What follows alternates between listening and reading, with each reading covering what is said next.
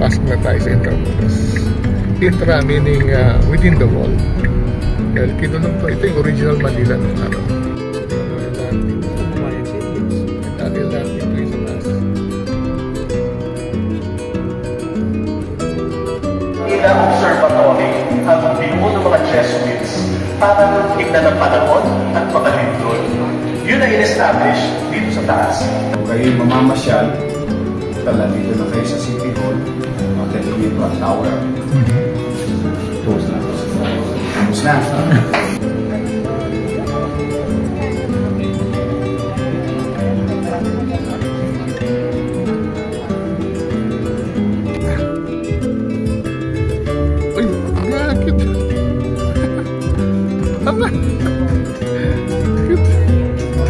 Hello mga kasenyor, today sasamahan natin uli ang NLEX team as we do NLEX Lakbay Manila. Hindi na Norte, Manila ngayon. And it's going to be a drive and dine with Tesla. So sa day 1, ngayong araw na to, we'll be visiting Manila of course. Puntahan natin ang NLEX Connector, ang isa sa mga bagong project ng NLEX. And then we'll be visiting Intramuros, Centro Turismo, Casa Manila, San Agustin, Port Santiago, at iba pang attractions within Intramuros. And then pupunta tayo sa Esplanade, and then finally, we'll be spending the night at a very comfortable hotel, Prince Hotel. So tara, samahan nyo na ako as we do NLEX Lakbay Manila with Drive and Dine with Tesla. Tara na!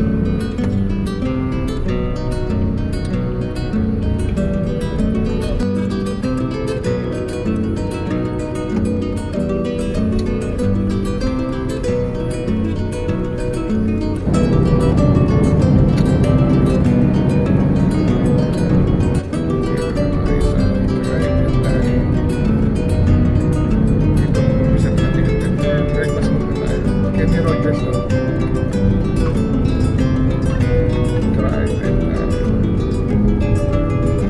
sa Phoenix pa ito. Ayun, pwede rin pala.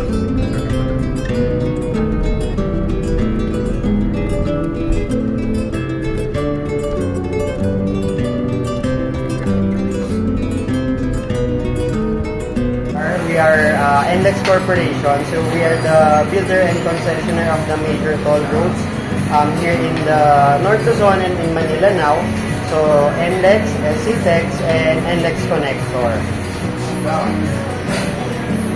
So of course, aside from being a builder concessionaire, kami sa marketing department, we want to drive more traffic, raise awareness, ano yung mga new spots, of course like you guys, ano yung new spots sa area ninyo, in the provinces, in Manila, then we wanted to promote it.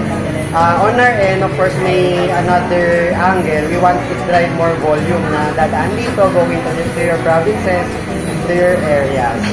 So we have a program called NLEX Lakbay Norte, and it is divided into 2 platforms. So this is the media trip. So ito yung activation, event, and then the other one is our social media platforms. So NLEX Lakbay Norte, we're also present over Facebook, TikTok, Instagram. We create content like you guys. So we hope we can also collaborate on that portion. So yun. Again, we are using the Tesla Model Y. And then, yung mga kasama natin nandun, Model 3, tsaka iba pang mga Tesla vehicles. Yan ang ating official mobility partner today.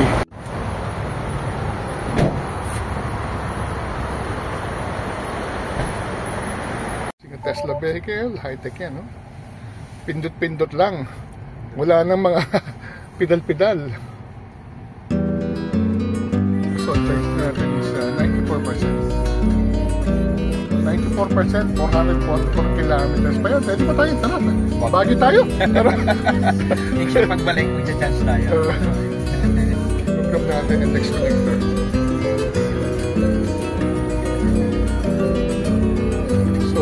Sabi niya, 29 minutes, 20 kilometers.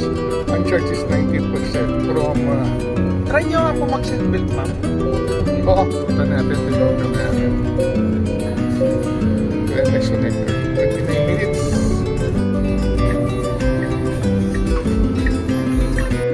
Then take the ramp on the right. Talagang...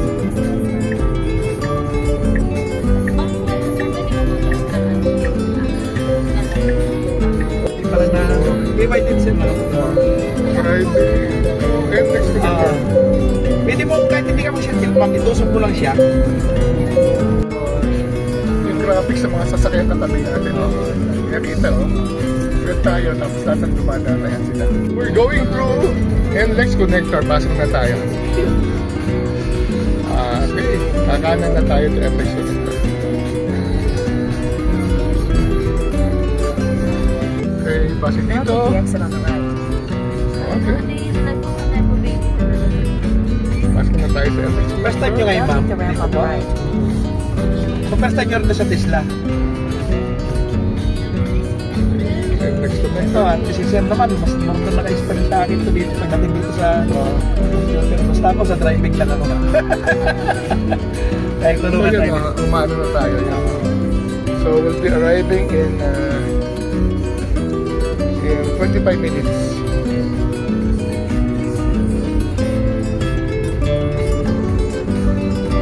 So ito na yung, kung pupunta kayo ng Manila, diretso na para siguro sa Espanya exit tayo na malapit eh. Saan tayo lalabas? And then Manila na yun.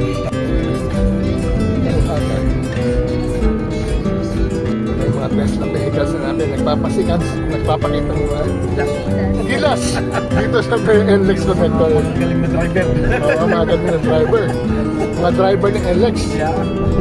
Pero mas magaling mo yung driver natin. Oo, okay, driver natin. Ano na to? Biyasa na to, 30 taon na to sa NLEX.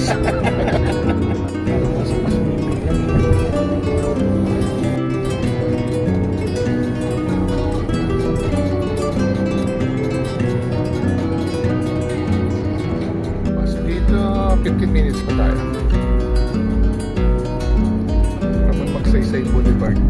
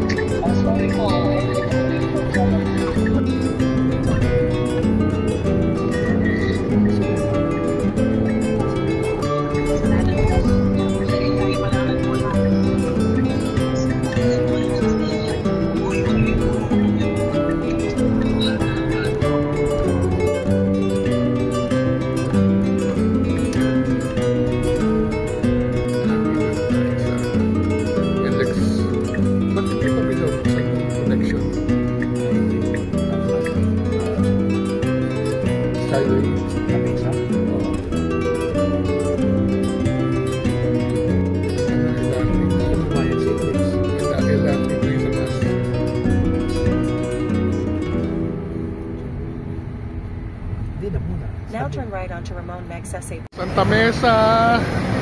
Dito tayo sa connector. For those na kasama sa Lakbay Pinas last year, sila Sir Joseph, sila Jomar. Itong area na to, last year's construction area pa siya. So eventually ito yung magkoconnect with the Skyway portion. And then we're underneath the LRT. Then of course, to give us a brief background and walkthrough of NLEX Connector, I would like to introduce si Mr. Ronnie Laksamana, the project manager of NLEX Connector. Sir Ronnie. On this Harbor Lake intersection po, ito po yung ating main line. If you're on this side po, ito po yung papuntang Pampanga, Bulacan, Zambales, Pangasinan. And dito lang po sa lower portion, dito lang po yung papuntang Balintawak. Okay, so let's proceed po, no? So from here po, no, traveling, going to Harbor Lake, dadaanan po natin yung Valenzuela, Karuanan, segment 9. So, so this section po, we call it the Harbor Lake. This Harbor Lake comprising po na papunta po sa Malabon. No? If you're from Valenzuela, halimbawa, mga motorista ka, either class 1, class 2, class 3, if you want to go to Malabon, no? And of course, especially for the class 3, ito po yung Harbor Lake natin. So, ito po tayo sa Malabon section. After that po, no, ito na po yung ating connector section portion. Okay, our connector section portion is 8 kilometer. 8 kilometer expressway, elevated expressway, 2x2 po siya, no, from east and westbound side. And our connector 1 section is a 5 kilometer section. Ito po yung kung saan bababa po tayo sa Espanya. Okay, that's our, so this the Espanya section. Ang Espanya section po from C3 Caloocan to Espanya. And our Magsaysay and our Santa Mesa section, which is the connector section 2, that's a 3 kilometer elevated expressway. So from Espanya going to Magsaysay. Right now ito po yung Magsaysay interchange. So saan po tayo nakatayo ngayon? So if you're going to U-Belt, mga U-Belt, Malacanang, Intramuros, Southward, you can exit here. Ito po kung tawag natin Magog Ramp, ito po yung portion na to. So napakaganda po, no? If you're a motorist, if you want to go to Rizal, if you want to go to Malacanang, napakaganda pong dumaan ng connector, especially if you're coming from far places like for example Pangasinan, Bulacan, no? Napakaganda pong gamitin ng connector. Imagine you will cut your travel time. For example, before you travel from Pampanga going to Manila, like for example this one, your travel will be shorter because of the connector. Napaka-efficient po, napaka-convenient for the motorist. Ito lang ating mga Tesla vehicles. Hi, number 1. So, Model 3 and Model Y. Doon tayo sa dulo sa Model Y. Yung Tesla vehicle is this one, NHW1517 Model Y. So, ang electric vehicle, kahit ngayon is Thursday, exempted sa coding. One of the privileges of using a electric vehicle. Exit na tayo sa may Santa Mesa at kaya ang next natin pupuntahan ay ang Intramuros na tayo. Dahil malapit na itong Santa Mesa exit papuntang Intramuros. Ating mga Tesla nakikipagsabakan sa traffic dito sa Santa Mesa. So kita natin yung mga ano yan, kasi sa illustration yung gano'n ka tight ang traffic. Freezing zoo traffic. Ito taga Maynila na to. Masisan tayo taga Maynila. Driving through Santa Mesa, mag-Ayala Bridge tayo. So conveniente talaga yung yung NLEX connector kung pupunta ka ng Intramuros. Dire-diretso ka lang. Labas ka ng Ayala.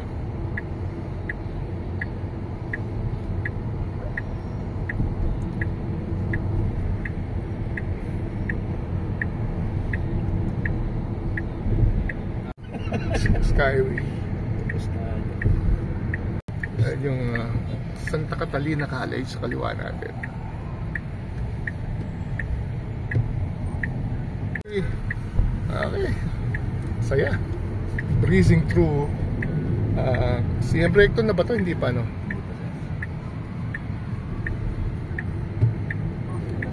Malapit na tayo sa Malacanang. Mamaya Malacanang tayo. May Malacanang din tayo sa Oo, diyan magdidito. Ito na yung recto sa kanan natin. Ito ba yung naglagulo ng nakarating ko? Oo, dyan. Yan.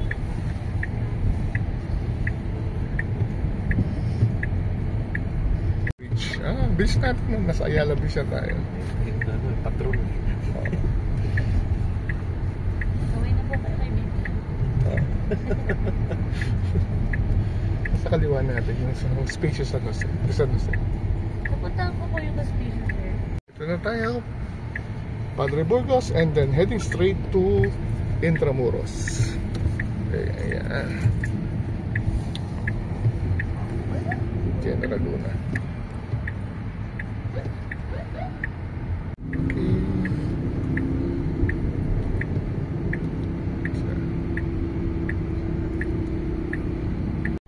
Ross Boulevard na tayo. And then malapit na tayo sa Intramuros. So nasa kaliwa natin ang pinakasikat na building ngayon, ang DPWH. Viral! Dito picture po tayo. Ito yung fountain. Pinaandar ha. Hindi naman, wala naman tubig yan eh. Alam na dadating tayo. Siyempre, mabag-vlog sila eh, di ba? Yeah. Bigla may tubig po, no? Pasok na tayo sa Intramuros. Intra meaning within the wall. Dahil kinulong to, ito yung original Manila nung araw. Na may kukwento sa atin ng mga taga-Intramuros Administration. Ang istorya ng Intramuros. Dito na tayo sa sentro Intramuros. Okay, papunta na tayo sa dating simbahan ng San Ignacio. Okay. Centro de Turismo de Intramuros. Okay. Oh, si Diego pala eh. Hello, Diego. Turismo de Intramuros. Used to be San Ignacio Church. 5 major sites. San Ignacio.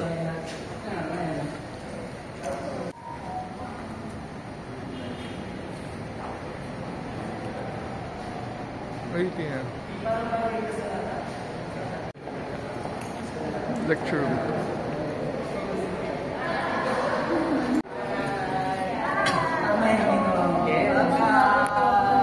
Hello po. Kamusta po yung biyahe? Okay naman po. Salamat po.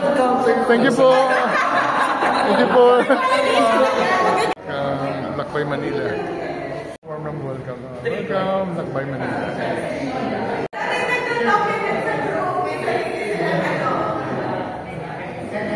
By Manila, welcome to Intramuros. We are privileged, it is our privilege to welcome you here in Intramuros. And personally po, our Administrator Attorney Joan Padilla is here. Together with our Chief Tourism Officer, Ms. Ria, to welcome you. And we prepared po small tokens for you today so that you can enjoy your experience here in Intramuros. We have this Intramuros tote bag, and inside po you can find our Intramuros passport, our latest offering here in Intramuros, which you can use to access all the sites here in Intramuros already. Wow. Also po inside, we have Intramuros stickers. Wow, nice. And Intramuros banners. Senior tour guides here in Intramuros, Sir Diego Torres. Hi, sir. Good morning. Kumusta naman po ang biyahe? Mabuti na. First and foremost, bago tayo umitin sa museo, let me just introduce quickly Intramuros itself. So, welcome sa Intramuros. So, ano ba ang Intramuros? Intramuros is one of the historical districts of Manila. It's not a legislative district per se, meaning districts like Binondo, Ermita, Malate, and important Intramuros in the history of Manila because this was where the city of Manila began. Ito yung original Manila. The original pre-colonial settlement of Maynila was here, and the name of the district came from, is believed to have come from land, Nila plant. So, yung pangalan ng Maynila, Maynila, lugar with the Nila. Noong 1571, sinakot ito ng mga Kastila, and they turned it into their capital. Eventually, noong 1574, there were several attacks on the city which prompted the Spaniards to build walls to protect it. Hence, nakilala yung area as Intramuros, the district within the walls. Within these walls, they will build churches, centers of military and political power, as well as mga schools, such as UST, Ateneo. They all started here sa loob ng Intramuros. Sadly, during World War II, it was largely destroyed during the Battle of Manila in 1945. It was only in the 1970s, with the creation of the Intramuros administration, that you have the orderly development and restoration of the walled city.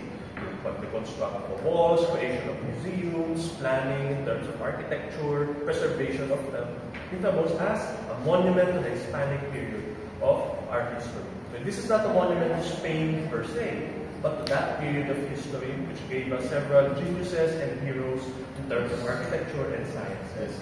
So, yun yung Intramuros in a nutshell. Of course, we'll learn more today as we visit first the religious side of Intramuros, which was very important, no? Because Intramuros used to have 7 churches within it. Today, dalawa na lang, San Agustin and Manila Cathedral. But later, you'll get to know some of those churches. And then, you have, of course, the more civilian side, the lifestyle in Casa Manila. And then lastly, yung military side, yung defensive character ng Intramuros at Fort Santiago. So, if we have no more further questions, we can actually begin. Before we rise, let me introduce this place while we're here already. This is the Museo de Intramuros. It used to be a convent, ng Jesuits, the religious order known as the Society of Jesus. They used to have a church nearby. Doon kayo pumasok kanina yung Centro de Intramuros. Centro de Turismo. That used to be San Ignacio Church, which was reborn in 2015, rebuilt, and then in 2024, reborn as a Centro de Turismo as a way of providing guests an area where they will have an overview of the history of Intramuros to different means, exhibit, videos, among other things. And as you could see, events placed in siya. For this morning, we'll explore this side, yung Museo de Intramuros, to get an idea of the story of the evangelization of the islands, and to get a glimpse of the religious art collection of the Intramuros administration, which is actually one of the largest government-owned artifacts. Yan, may mga silip na dyan. But we'll see more inside. So, excited po ba kayo? Makita rin na mo. Yes. And of course, it's made possible kasi through the NLEX and other connectors, mas mabilis na punta ngayon sa Maynila. So, with that, if we're ready, we'll proceed in our tour of Mateo. Thank you. Yung mga relieve, isang relieve, we need wood carvings such as this one, yung mga yan. Itong frontal, nasa harap ng background natin. Retablo. This is a small retablo. Sabi ko, retablo behind the mass table. Right? Nung dumating ba yung mga Kastila, meron ng religion sa Pilipinas? Meron na. First, you have yung animist religion, yung sumasamba sa mga ninuno natin, yung Anito worship. Pero meron na din Islam. Islam arrived in the 1400s. So, nagsimula siya sa Tawi, Sulu, and even Manila. Alam niyo ba, na yung unang tinawag ng mga Moro ay hindi yung mga taga Mindanao, kundi yung mga taga Manila. They were the ones who were first called Moros by the Castilla because when the Spaniards arrived, nakita nila na ay, mga Muslim pa rin nakatira sa Manila at sa Pampanga. Like Macabebe, those were Muslim. Cainta, Macabebe, those were Muslim settlements. So ngayon, dito natin makikita paano nag-respond. Paano nung dumating mga Kastilan yung mga pare, paano tayo nag-adapt sa bagong relihiyon. So, ang problem kasi sa collection ng ID, malaki siya. However, these were bought in the 70s and 80s nung time na ang daming antiques sa market. So yung provenance, yung kwento nila, hindi lahat ganun kalinaw. So nung we-curate siya with the help of Malacanang's heritage team, it was decided, let us use the items to tell a story. So that, individually, wala man silang malalim na kwento, collectively, they could help tell a larger story. So assemblage yung ginawa sa kanila. Okay? So, first stop natin, is this map of the world. This was in the 1600s. No? And nasa ng Pilipinas siya. Ito yung Pilipinas. Nakakatawa dyan, nakalagay din yung pangalan na Isla Filipinae, pero nakalagay din yung San Lazare. Okay. Di ba ang unang pinangalan ni Magellan sa Philippines ay Islas de San Lazaro. No? So, combined pa yung pangalan dyan. And pansin nyo na hindi kompleto yung mapa ng mundo. Kasi noong time niya, hindi pa na-explore yung buong, buong mundo. No? Wala. Etong yung Hollandia, that's Australia. Tapos, putol pa yung California kasi akala na island yung California. No? And what connected us to Spain was this route, yung galleon trade. And anong important sa kwento niya? By the 1600s, Spain had one of the largest empires in the world. Sila yung original na the sun never sets of the Spanish Empire. So may Spain, Latin America, and Philippines. Connecting it were the galleons. It was through these ships na darating ang mga pare, sundalo, at mga administrators na nagmamanage sa Pilipinas. No? And may tatanong, bakit yung mga Kastila, sobrang seryoso sila sa missionary work in terms of Christianity? Yung mga British hindi. Yung mga Dutch hindi. Kasi yung King of Spain, ang tawag niya sa sarili niya, defender of the Catholic faith. Pati yung Portuguese king. So, pinaniniwala nila, parang nakakahiya naman kung ikaw ay Catholic monarch, tapos yung mga pinamumunuan mo, hindi Catholic. So, part ng mission nila was to spread yung Christian or Catholic faith. And in order to do that, sponsor nila yung simbahan. In what is known as the Patronato Real. Meaning, fina-fund ng church, ng gobyerno, royal patronage. Diba, kung sabi may patron ka, may funds sa'yo. So yung simbahan, bibigyan ng pera ng gobyerno to build churches, do mission work, do create mga convents. Walang simbahan na natatayo sa Pilipinas na hindi sinabi ng hari. So ganun ka-powerful yung king. Nawala lang yan noong 1898, nung lumaya na yung So, with that in mind, yun yung rationale, bakit ganun na lamang yung zeal ng mga missionaries to spread the faith. Okay? The Immaculate Conception, unique siya in a way. No? Bakit? It depicts the Virgin Mary, hindi may dalang baby. Usually, dala na yung si Jesus Christ. Diba? Yung mga ibang Marian images. Ito is dalaga na Maria, representing Mary being born without sin. So, yun yung representation sa kanya. And bakit pinapagay siya ng mga Kastila? According to scholarly work, na-shock kasi yung mga Kastila pagdating nila dito, yung mga babae, mas may boses sila sa lipunan, meron sila mga property rights, divorce, they mingled with the men. No? So for them, parang barbaric yung nature. So in order to teach them chastity, purity, maging mahinhin, ginamit ng mga missionary yung image of the Virgin Mary as a way of spreading yung ganong values of catechism sa mga babae, the value of purity, mga bagay-bagay. Just one example, kung paano nila spread, paano nila nakita yung kultura dito, and then paano nila nilalaman ng way to transform yung kultura ng mga mamamayan. Today, yung Immaculate Conception siya yung patron ng Pilipinas. No? Kaya may national holiday tayo tuwing December 8. Feast day, that Immaculate Conception. Maliliit na mga pamilya, mga parabarangay. So, ginawa ng mga Kastila, inipon nila lahat yun. Yung tinatawag na Metofio. Or, yung expression was living under the bell. Bawal las campanas. Hindi kami exist. So, may mga bells. No? Not sure kung makaakyat pa kayo dito. Pero alam niyo ba sa itong picture na ito? Sa Ilocos 2022, hindi siya makaakyat na moment. Pero at least dito, pwede kayo mag-post kung nasa pantay tayo. And above you are the bells. Ano ba silbi ng kampana? Hindi nyo, di ba pag ice cream na lang kasi ngayon yung kampana? Pero yung mga bells, sila yung boses ng simbahan. They help organize life sa komunidad. Alam mo ang oras dahil sa kampana. Alam mo kapag may misa. Alam mo kung mayroong piyesta. Also, kung may patay. Sa Pakil, meron sa tinatawag yung Douglas, pinatutugtog nila yung specifically para alam mo kung babae yung namatay, yung ganung mga ways. And, itong bells na to, they also help tell yung emergencies. Dati, pag may sunog sa Maynila, yung kampana yung mga pinatutugtog. At pag may umatake, mga pirata, for example, na pasunod sa mga communities, the bells, the voices. Gawa ang mga bells sa bronze. No? And pansin nyo, may maliliit, may malalaki. Pwedeng sa mga kapilya, mga maliit na mission house, or pwedeng may malalaking kampana. Sa San Agustin Church, sa London, may malaking bell. No? And the largest bell ay nasa Aklan. The oldest bell naman nasa Cagayan, 1593, I believe. No? Bakit wala masyadong matandang bells? Kasi, ang kampana, same material siya ng lanyon. So, pag panahon ng gera, tinutunaw ang mga kampana. Pero dito, no? So, nung binuksan namin itong sale na ito at Centro de Turismo, ito yung bell na ginamit ni First Lady para i-officially open. Start. So, sino po sa group natin ang gusto kumalemba?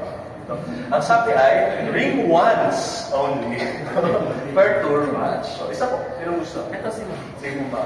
So, oo, matutugtog din ang kampana para pumunta ang mga tao sa misa.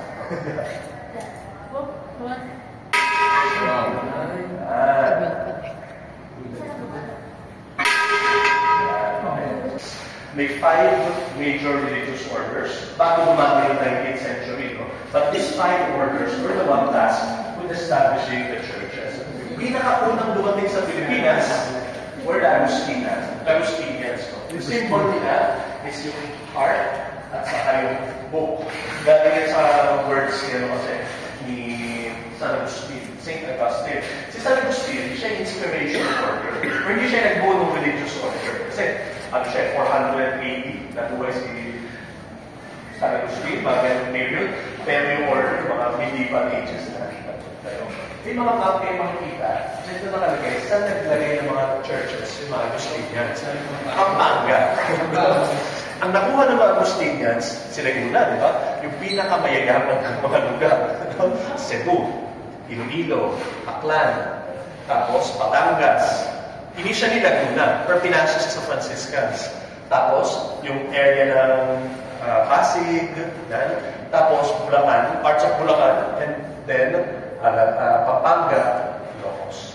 So, the Agustinians, they built churches, and some of the strongest churches were built by the Agustinians. No? Malalaman yung church nila, sa symbol nila niya. Yan yung modern version. Yung classical version was with this one. Parang heart and rules of the Word of God. And may galero siya, may hat of a bishop. Kasi si Agustin, si San Agustin, was a bishop. Lumiba na si San Agustin, bad boy yan. Yung pamataan niya, babaero, party people person siya. Pinagdasal siya ng nanay niya si Santa Monica. Na-transform. And he did. He became one of the leading founders to theological works ng simbahan Katoliko. Okay? Sumunod sa kanila, the Franciscans. Ito yung mga churches ng Franciscans. Bicol, Leyte, Quezon, Laguna, and interior ng Bulacan. Ito si San Francisco. St. Francis ang siya, noble. He later had a religious conversion. Pero nakita niya kasi by that time, mayaman na yung simbahan. So he wanted to return the church sa roots nito. No? So he wore sackcloth. Sako yung suot niya. Tapos, yung siya na pausong bilid, Kasi wanted to bring back Christ, kumbaga dun sa Christmas traditions, no? Among other things. Meron din siya tinatawag na stigmata, which is the manifestation na wounds of Christ. Ang symbol ng religious order na yan, yung cross arms ni Jesus. At saka, ni San Francisco. Na makikita nyo dito sa carving na ito, this is from Cagayan. Cross arms of Jesus Christ. In-invite siya na King Philip sa Pilipinas to establish hospitals, no? At saka mga inns, no, para institutions na pangangalaga. May church din sila dito dati sa Intramuros, San Francisco Church. Sadly, nasira siya ng World War II. Yun ay Mapua na ngayon. Yung site na Mapua. Dadaanan natin. Sorry. After them, you have the Jesuits. No? Established by San Ignacio de Loyola. Siya may statue kanina na sa lobby. Pagpasok, di ba, while going to the hall. Yung symbol nila is that, yung monogram ng name of Jesus Christ at yung tatlong pako. Unlike the religious orders, may tatlong vow pa sila na order. Vow of poverty, vow of chastity, vow of obedience. May additional silang isa pa. Vow of obedience, pero sa Pope, no, sa papacy, sa Vatican. Kaya, eventually nagalit yung mga hari sa mga Jesuits kasi para sa mga hari, bakit may religious order na loyal sa Pope? So eventually, pinalayas sila ng mga hari. Noong 1768, pinalayas ka mula dito sa Pilipinas. Bumalik na lang sila 1859. Pagbalik nila, may binigay na eskwela sa kanila yung gobyerno. Sabi ng gobyerno kasi, hindi na namin kaya i-administer ng school. Eh kung kayo na lang mga pare, educators kasi ang mga Jesuits, ang mag-manage ito. Sige, ano na yung school na yun ngayon? Ateneo. So, Ateneo, municipal, or Ateneo in Manila. Public school po nag-start yung Ateneo. Ngayon, speaking of schools, may isang mga religious order na sikat din for schools. Yung Dominicans, Santo Domingo. Yun yung kanilang symbol ng cross na yan. And makikita niya no, sa UST, Letran, sa Santa Catalina de Siena, Angelico. So, kung saan nila? Isang famous na pinakalat din ng mga Dominicans sa devotion, yung Rosary. Devotion to the Rosary. To end yung partly, no, pa, ngayon this is Immaculate Conception content, pero mas Franciscans yung mahilig ko talaga. No? May church din sila dati sa Intramuros, Santo Domingo Church, na napomba noong 1941. So lumipat sila sa Quezon City noong 1945. So ngayon nandun na yung Santo Domingo. No? And lastly, the Recollects. No? Mga Recoletos. Agustinians din sila, may different way lang sila ng pagsunod sa teachings ni San Agustin. So sa Bohol, doon sila nagagay ng churches nila, and Zambales. No? So ito, this is a painting from Bohol.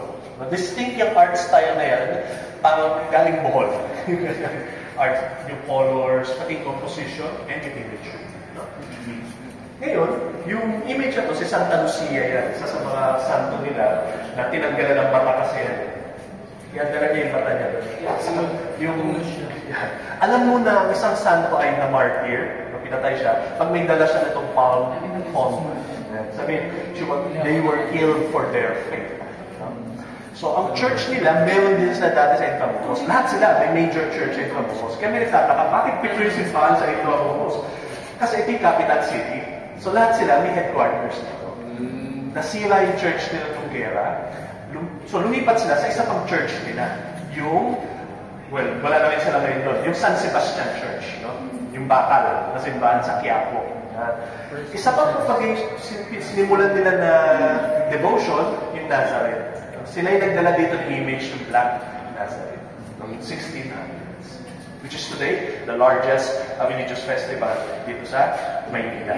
Milyon sa yearly. So ngayon, dadaan na tayo dito sa gallery ito. Ito yung gallery ng mga lalawang images. No?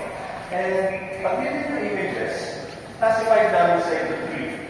These were done by Filipino artists. Tapos pansin yung mga itsura nila, medyo, sabi nga na medyo crude. This because yung mga artists na ito, this is the first time na pinagawa sila ng ganitong image, no? Na based sa construction ng pare. Like for example, kung Kristo na ito, dapat di ba po unang tinikinan sa ulo niya.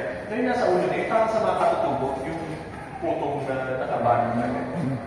Isa pa mamaya pagdali nyo, may dalawang kapato sa lamesa na mga angels yan, galing sa Pangasinan, na pangmaanito yung itsura nila. So mga katutubo English. Kasi nung dumami na yung simbahan, kailangan gumawa na rin ng mga images. Hindi na pwede magdala galing Mexico. Di ba yung mga unang images nito galing Mexico, galing Spain, pero you can't do that. So eventually, ginagawa na rin. Next, ay mga images gawa ng mga Chinese. So, madali malaman paggawa ng Chinese. Ano yung bakit? Sa mata. Isa pa, yung pagbabae image, yung oval yung mukha. Kasi yun yung standard of beauty dati sa China. Yung oval shape face. So, yan. Ito yung mga San Roque yung mata na. Kita niyo yung suot ni San Roque. No? Pinaka-popular na devotions doon was San Roque. No? Yung Dolorosa was another thing. And si San Isidro, Labrador. So, yun yung mga sa mga ralita, yun yung meron sila padala sa maliit na mga images. Ito naman, yung mas academic na European style, lalo na itong dalawa, Santo.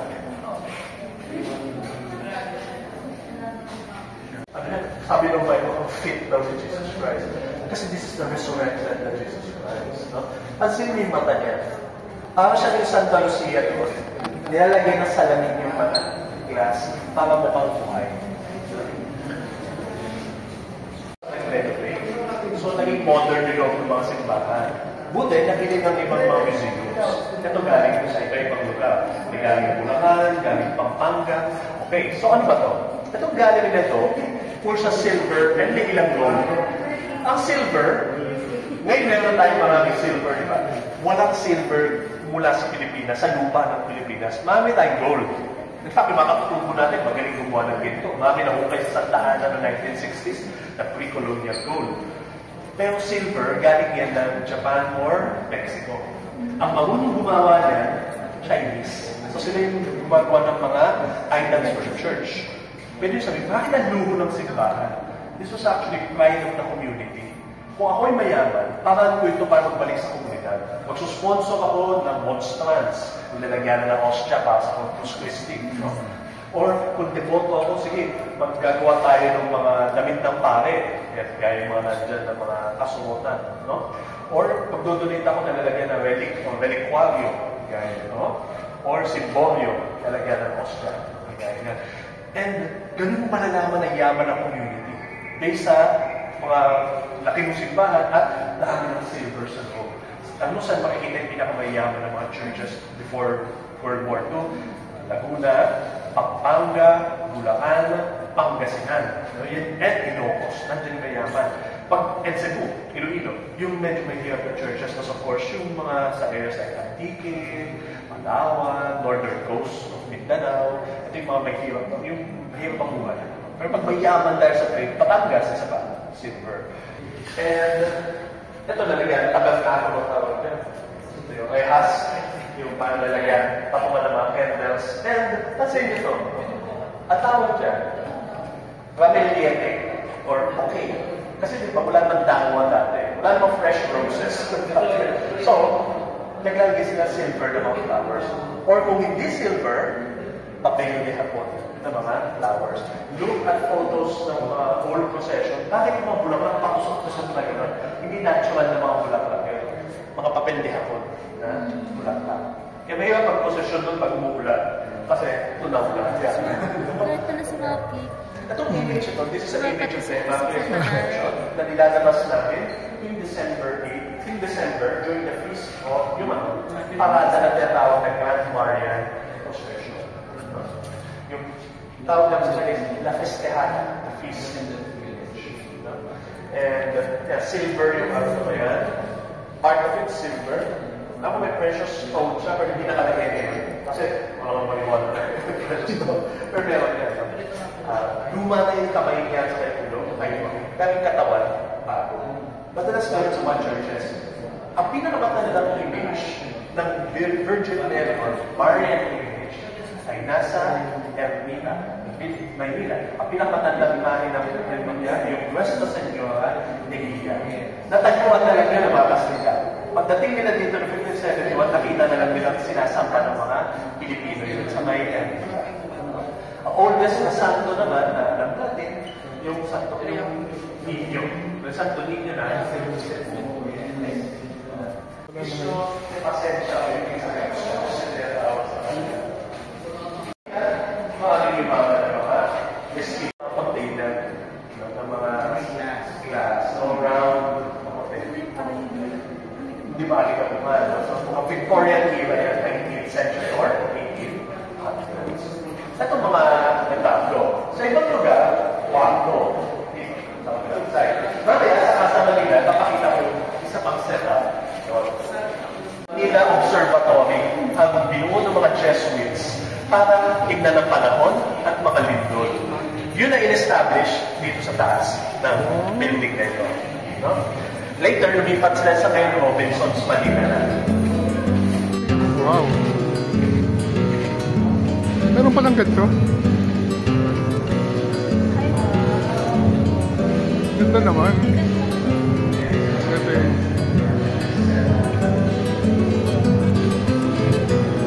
San Ignacio Church. No? Yung San Ignacio Church, tinayo siya 1880s. And nung natapos siya, tawag sa kanya ng mga Jesuits, their golden dream. No? Wala na ngayon yung mga civics kasi nasunog ng gera ito. Dati wala dito ground floor lang. No?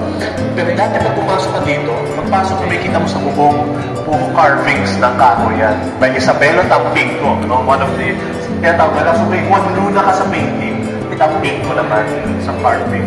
And yung altar ng church, dun sa may, so, Sir, yung na-preserve na photo po nung meron naman, makikita siya online sa Ignacio Church before.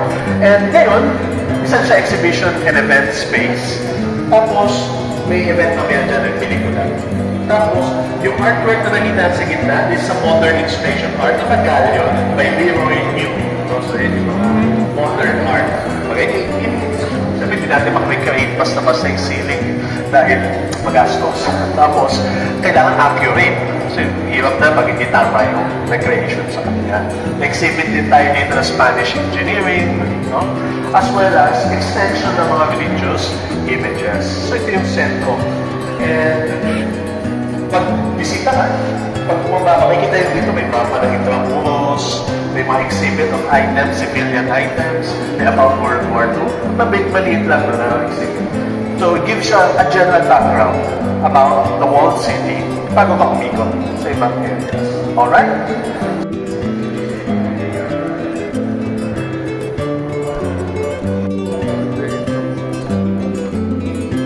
Ano tayo mangyari sa akin?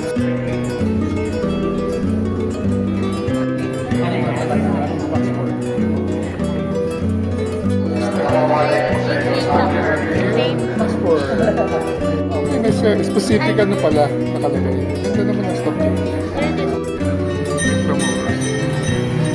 Kaya na tayo ng tramya ng Intramuros. So, pagkakit ko natin sa so, meron tayo mga sa tramya, tapos may yung photo mo. Popost ko natin sa page sa Intramuros yan. Intramuros Administration. Search it sa Facebook. Ano po yung announcements namin kung mga concert. Yes. At dati yung tramya, hatak siya ng kabayo. Sabi nga nila, pag pinaandar mo na daw yung kabayo, hindi na daw yung titigil para sa hari, gobernador, o ang suwismo pa.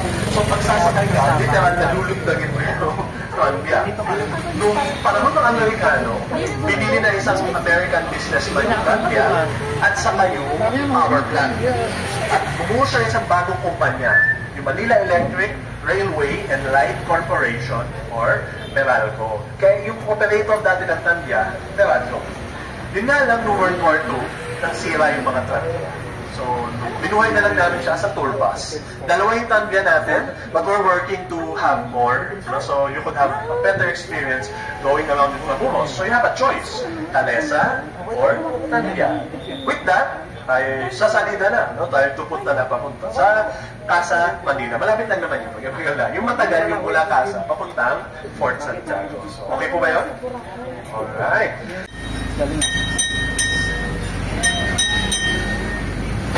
Kaya mo kailangan yung bell na ito kasi tahimik yung tramya. Kaya makapatanggap kung hindi mo siya natin.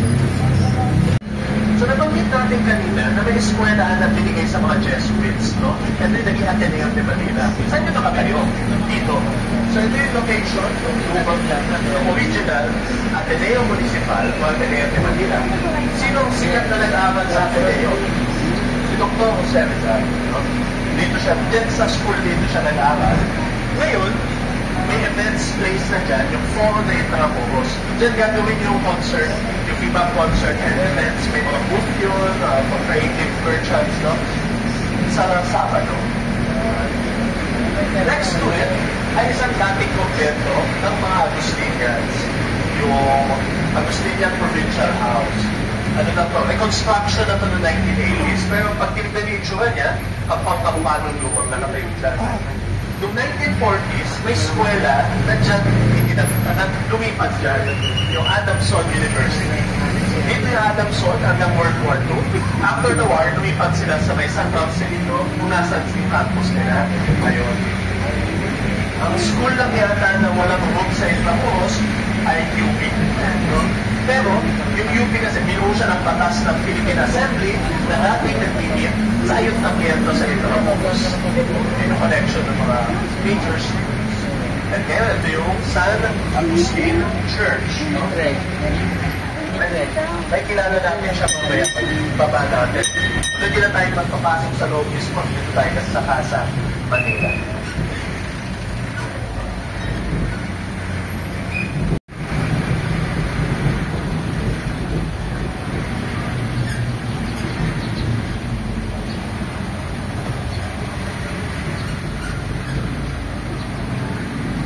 Tayo sa San Agustin Church.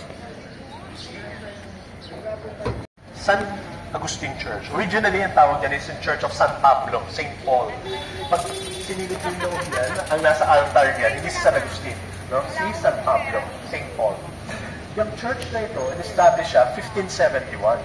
Pero yung building na nakikita ninyo dates from 1607, which means this is the oldest church structure in the Philippines. No? Nabuhay pa. Hindi siya kasi tanda ng Cebu Basilica sa year of establishment. Kasi yung Cebu Basilica, 1565, tinatag. Pero yung structure is the oldest. No? Gawa siya sa bato, mula sa Makati, sa Guadalupe. And ang nagtayo niyan ay mga Pilipino at Chinese. And as a way of showing yung connection na yun and a gift ng Chinese community, tingnan nyo sa harap, merong 4 na lions. Yan. Those are lions. You know? Minsan food dogs yung tawag, lions. They're guarding the structure. So kakaiba siya ng mixture no Chinese at saka no Filipino, no Spanish influence and Christian religion. Yung building used to have 2 bell towers. No?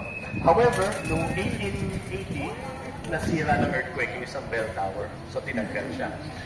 Ito na lang yung natira. This church has survived earthquakes from 1645, 1863, 1880, 1937 na nag-level sa lungsod ng Maynila.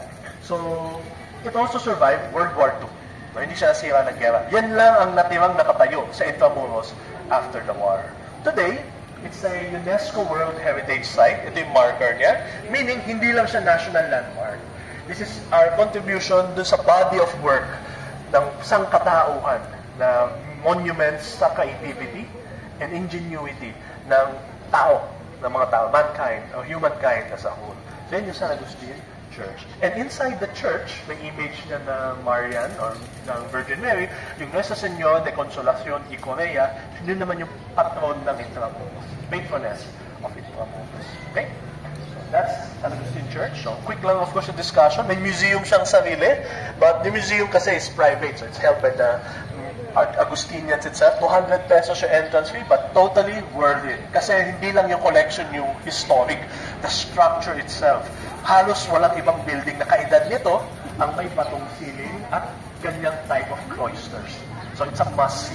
If you have a time in the future to revisit this church, do visit yung museum niya kasi sobrang rich no collection ng San Agustin Church. Alright? Tayo dito sa may Casa Manila Complex. Immerse into history. Papasok po tayo dyan pero introduce muna natin yung architecture and some of the regulations na ating museum. So welcome sa Plaza San Luis. Yun yung pangalan na itong buong complex na ito. Originally, Barrio San Luis ang pangalan niya. And lahat ng makikita niyo dito dates from the 1980s. No? It's not from the Spanish period, hindi yan luma, but it's reconstruction of buildings that used to stand in Manila, not in Intramuros, generally in Manila from the 1800s. No? The goal ng complex na ito is to provide guests an idea and a glimpse of how Manila looked like and life in Manila during the late Spanish period. No? This architecture, tawag sa ganitong style ng building, ay bahay na bato or timber frame house. May mga ganito pa sa ibang areas sa Central Luzon, other parts ng Batangas, no? Gapan. Recently, sikat yung Gapan sa Nueva Ecija, Taal in Batangas, and Pila in Laguna, mga heritage towns. Itong style ng architecture na ito, you have wood sa upper floor, pero pag tinanggal mo yung bato na ground floor, what supports it ay mga timber frames. No? So kahoy siya. Ang design sa kanya is parang pag lumilindol, nagsasway siya, giving you time to live and after the earthquake, you could reuse the material. Pag bato kasi yan, nagkanda sira-sira, ang hirap ng ganyan. Ang silbi lang nung ground floor, sasanghan lang niya yung paligid. Para siyang bahay kubo na nilagyan ng bato sa baba. Ang ganitong mga bahay ay bahay ng mga may kaya. Kung mga pagpatayo kong ganyan, hindi ka farmer. Ano ka? May pera ka. You're involved in trade. So, makikilala natin yung mga silbi nitong bahay na ito when we go inside.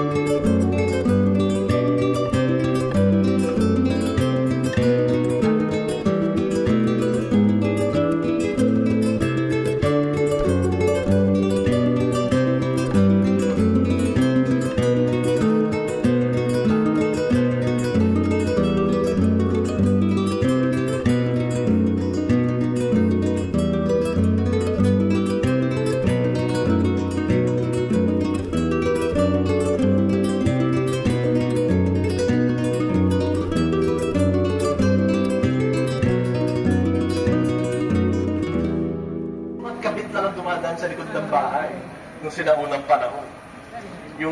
Moving na tayo to our next destination, we're going to the City Hall of Manila.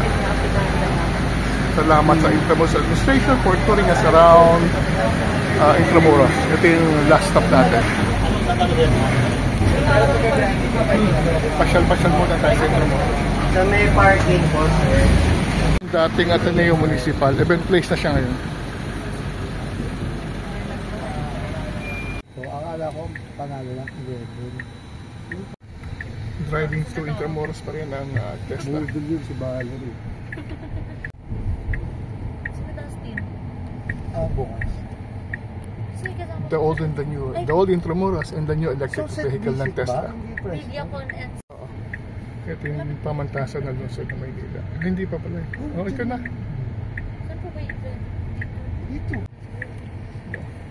Tesla Conquers Intramuros. Nasaan po ngayon si Sir? Nasa ibang bansa. Okay, and then Rizal Park.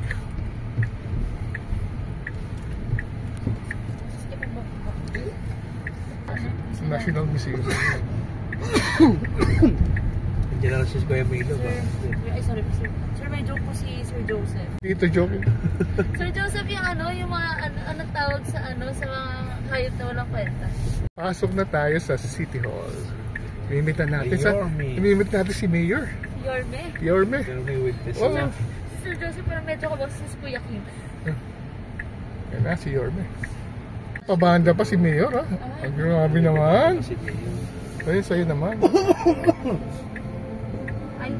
Ay, we have a very nice band.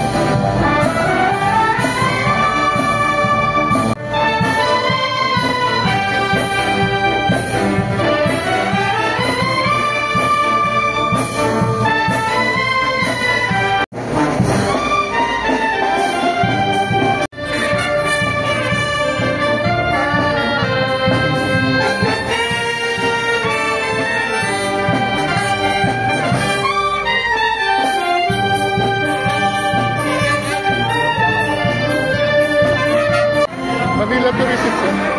Clock Tower Museum. Diba? Kasi thank you po. Good to see you again. Good to see you again. Good morning. Good morning.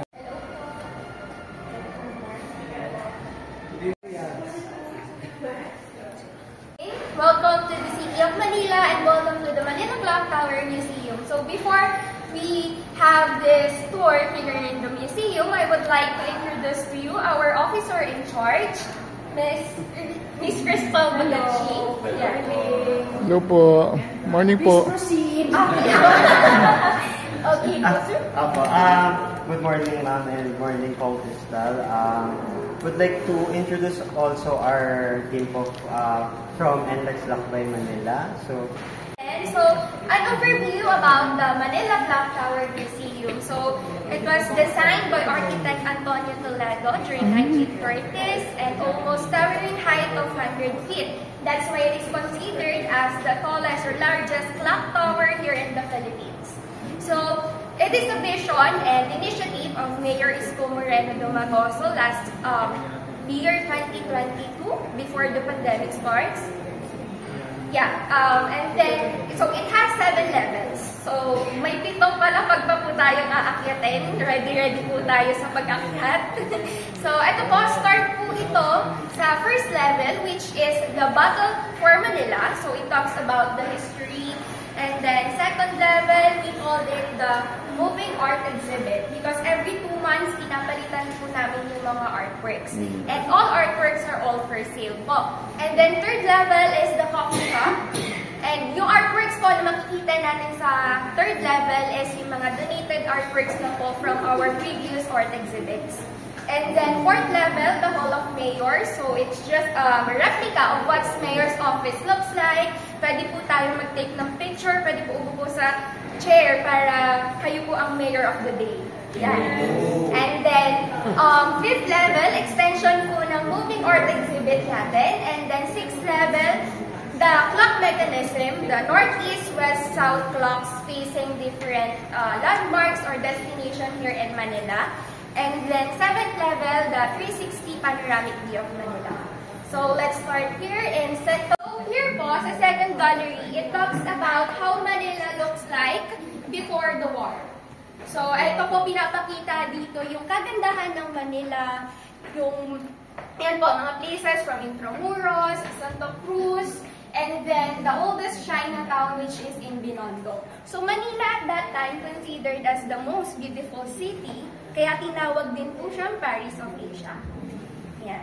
So, this artwork is made by Maestro Rene Robles. So, Maestro Rene Robles, it was a candidate to become a national artist, but unfortunately, hindi rin po siya pinalad. And then, years after, namatay din po siya due to COVID-19 last September 2021. So, kind of artwork po niya ay tinatawag na assertionism. So, may 3D effect po itong artwork. So, while looking at the center po of the artwork, you can move left and right.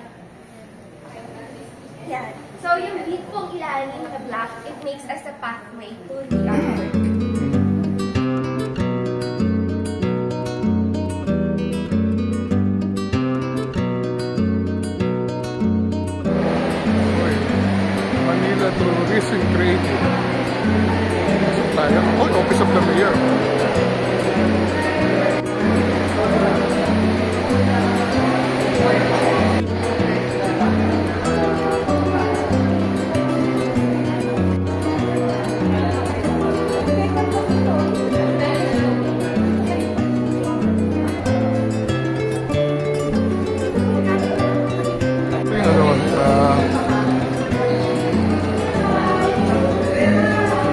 Potong Francisco. The original is now at the National Museum.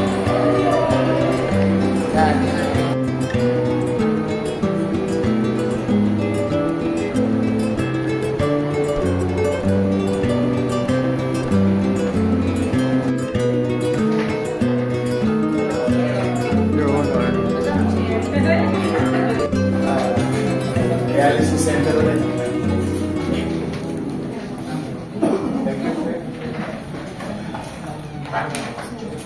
Good morning. Morning po. Welcome to Manila. Thank you po, thank you.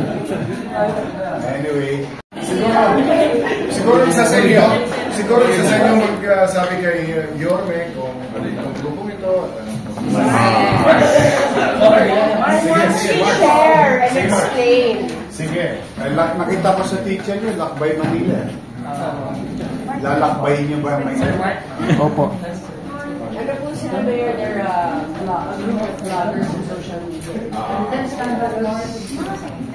We're under the Metro Pacific Tollways Corporation, and we are conducting the NLEX Lakbay Manila. It is a special media experiential trip. Okay. Sa City of Manila po, promoting the heritage sites, food gems, and other destinations po in the city. The aim po of our program is, aside from promoting the destinations, is of course to drive more people from the north and from the other provinces to visit Manila and check out po the places. Thank you. And of course, use po yung NLEX Connector, which is the new elevated expressway po in Espanya and Magsaysay po.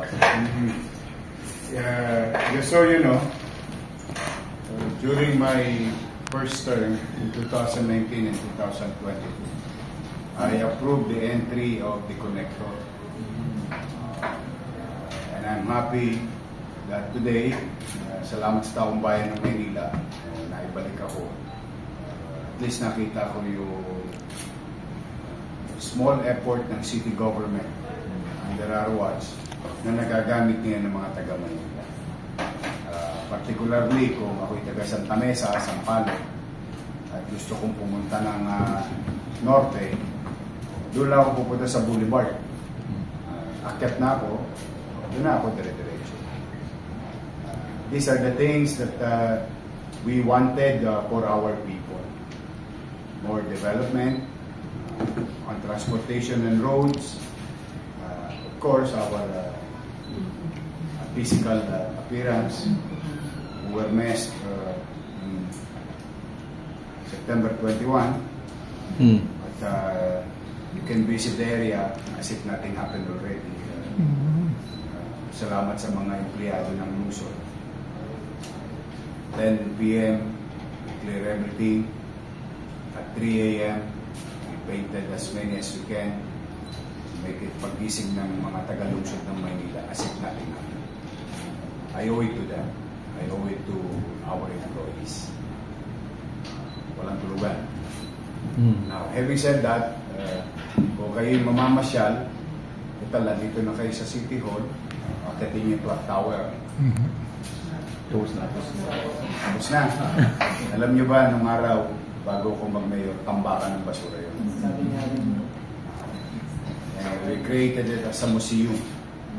And an outlet for artists, visual artists to showcase.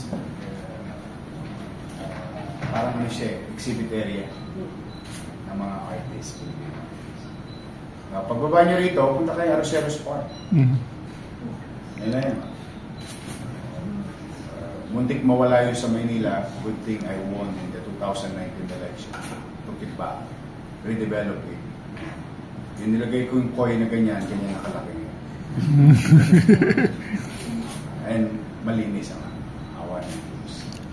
Soon, in preparation of future development with regard to Esplanade, there is one street there in Arroceros Park that you can cross Esplanade all the way to Plaza Mexico. Yes. Siguro by October 19, tatapos na yung Esplanade. Fourth phase yata yun, third na. So after Roseros Park, balik kayo ng konti sa likod ng Met, may underpass kami. Pag-akit nyo, may hidden garden. Yung dating tambakan ng basura sa tapat ng Liwasang Bonifacio. Naging garden na. Then when you cross, of course, yung Liwasang Bonifacio, sa likod nun, may access na papuntang Esplanade. You go walk to the Esplanade, then you will end up in the back of immigration. Then you walk now in the entire Intramuros. But before you walk to the left, go straight to the right, go inside Fort Santiago. After Fort Santiago, lakad na kayo sa aming oldest church in Asia, if I'm not mistaken, the San Agustin Church. You see the ruins, you see the paintings in San Agustin Church. Tapos Bahay Maynila, itsura ng mga bahay nung araw sa tapat ng San Agustin Church. Then, I think meron din kaming nandun din yung Bahay Chino. Meron din kami doon. Of course, Cathedral. After Intramuros, hanggang pasakitin ko mga binti nyo. After Intramuros, you cross the street. That's what you call Rizal Park. It's more visually palatable than before. Thanks to national government, mas lumiliwanag ngayon, mas maliwalas. But you will see two museum. The National Museum, when you enter the Bulwagan kanina, you see the history of Manila, no? And the country. The original piece was lent to National Museum. That's the Botong Francisco painting. Then across that, meron naman Natural History Museum. Ngayon, pag napagod kayo, chicha na. Balik kayo konti, punta na kayong Binondo. Dami ng food trip. Pag inabot kayo ng gabi, punta kayo sa Tondo, sa Umbo. Pagka option nyo naman, punta kayo sa bagong binuksan namin, street food tourism. Yung sa may De Los Reyes, Campa, sa may Sampalo. So yung mamili ng Nutella, punta kayong Tabora. Mamili ng mga damit-damit, punta kayo ng Ilaya, ng Santos. So yun ang prutas, punta kayong Carmen Planas. Tapos ano ba? Ay doon na, sa Damwa. Para sa jowa nyo, pag-uwi nyo. Kulang lang. So, marami. And you can go to our Museum Pambata. Museum Pambata. Tabi ng US Embassy. Manila Supa, sir. And you go further in the south, then Manila Supa. Tapos gusto nyo puntahan yung Santa Ana Church. National Shrine na siya. So, maraming pasyala sa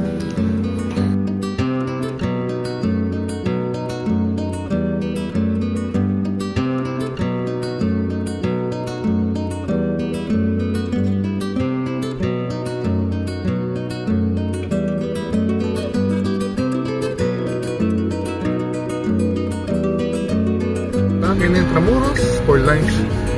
Ilustrados yata kami. Okay. Sa right side natin makita po dito dati Church of San Francisco. Ang mga tao, nadi-detect niya yung mga movement ng mga tao.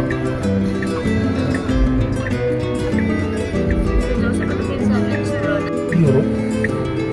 Alin? Isla? US. US.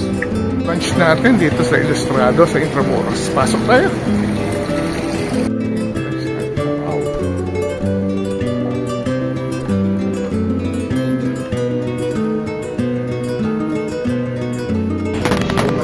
tayo dito sa Ilustrado, and we have our menu, Caesar salad, soup of the day, and Ilustrado. Calles Madrilene. Wow, masasarap to. Yan lang. Salad, Caesar salad. Caesar salad, ang ating starter. Turn na pag yung battery lang. So, hindi kompleto ang Ilustrados pag wala ng paella Ilustrados.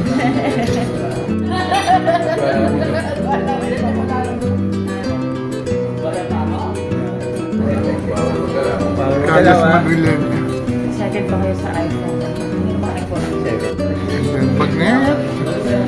Bagnet with ano lang aling KBL kuya? KBL kamatis, bagoong. And L ano L? You cannot eat this here. Yeah, so may peanuts yan. For the graph,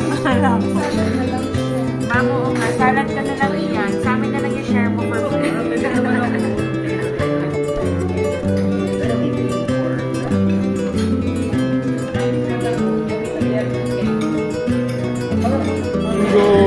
Jubilee with sampagita ice cream. May sampagita nga, oh.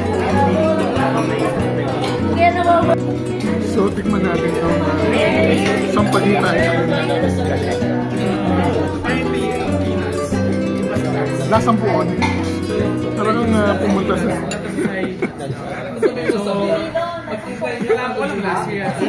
Lasang puon. Done with the and our next destination will be Distillery Alimtuaco.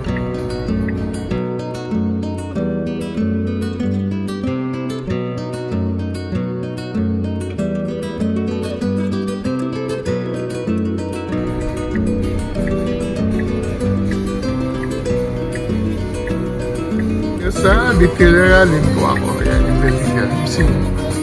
Baba tayo. Distillery Alimtuaco Museum.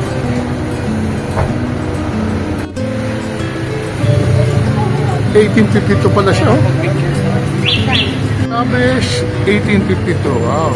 Almost 175 years na. Second Vice President of Distillery Alimtuaco and Company Incorporated. Thank you for dropping by our museum. So this is actually our family museum as much as it is the company museum. So the company, Distillery Alimtuaco, has been around since 1852. That makes it 173 years this year. So this house is not our original factory. It was a house purchased by my grandfather in 1979 with the purpose really of creating a museum for the company. Kasi in 1979 we already had over 100 years of history. So he wanted to preserve that in this museum. So we didn't change much in the house. We wanted to keep the spirit of the house. We changed the layout lang, some elevations, but we didn't really change the doors are original, the tiles are original, the grills are original, and yun, we've had this since the house in 79. In the 80s, there was a museum already, but we only opened to the public in 2018. So ever since, private museum. We like to show people the history of alcohol making. So we start with, I like to say that the Philippines, we really started with fermenting. So this part shows the dapilan. This is a sugarcane crusher. It's used to crush sugarcane and extract the juice. Sugarcane juice, when fermented, that's what we call basi. So that's one of the essential wines. So I like to think there are 3 essential wines in the Philippines: basi, tuba, which is from coconut sap, and tapoy, which is from rice. So this is one of the, this is an old style, yung hinihila pa ng kalabaw. Ngayon, automated na yan.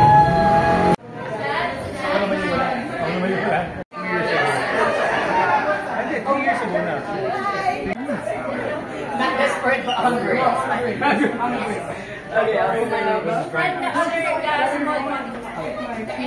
Talaga umikot. Join us. Paper mache lang. Yeah. Sila yun, shock ko. Spin inwards, pinifeed dyan yung sugarcane. Medyo luma na, wala ng juice yun. Pero it's collected here, bababa siya dito. It's collected in a jar, lulutuin siya sa kawa, and then ipa-ferment siya. Saan nanggagaling sugarcane nyo na ginagamit? Kami actually, we'll show you rin later. We don't really use sugarcane na now. Ang ano namin, for our basi we do, we just buy from whichever source we can find. Alright.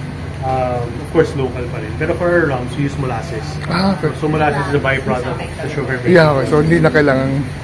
In 1852, it's made a family recipe for this herbal tonic. So Yung it's naman made... iniinom talaga ng sa mga pelikula rin, di ba? Pabili mo rin kayo. And we make it with the same recipe pa rin till now. So, nakapublish siya sa likod, sa back label. It's under Vino de China and Vino Kung Fu. Pero we also have here to show you our ingredients. Some you can easily pick out: the coriander, fennel, chrysanthemum, angelica root, cassia bark. So we still make it with the same recipe. Actually, yung Shock Pokto sa branding namin. Eventually, generic term na yan for all herbal tonics. Actually, lahat Shock Pokto. Hindi na namin ginagamit, pero it'd be nice to pa rin, to show. Okay. So we showed the old style, we showed our first product. This is right now how we're making it. This is our process of rum making. We set up a rum plant in Bulacan in 2008. And currently that's where we're making our current rum. You'll see more pictures there. It's the same plant we used to make our port whiskey. So our rum, our rum process is quite the same to start. Sugar cane is crushed, ginagawa siyang sugar, refined sugar, ng sugar plantation. What we use is the molasses. It's a byproduct. That's what we buy. We ferment it in stainless tanks, so fermenting tanks. 3 days actually. 3 days. In 3 days, we're already able to get yung alcohol content na gusto namin. It's about 10 to 12%. And then you have to distill para ma-concentrate. So that's why we distill. We use pot stills, different from other companies which use column stills. Now yung difference is mas efficient yung column stills than the pot stills we're using. Pot distillation is an old style, so it's less efficient. We're only able to get mga 60-65% alcohol versus a column still where you can get 95%.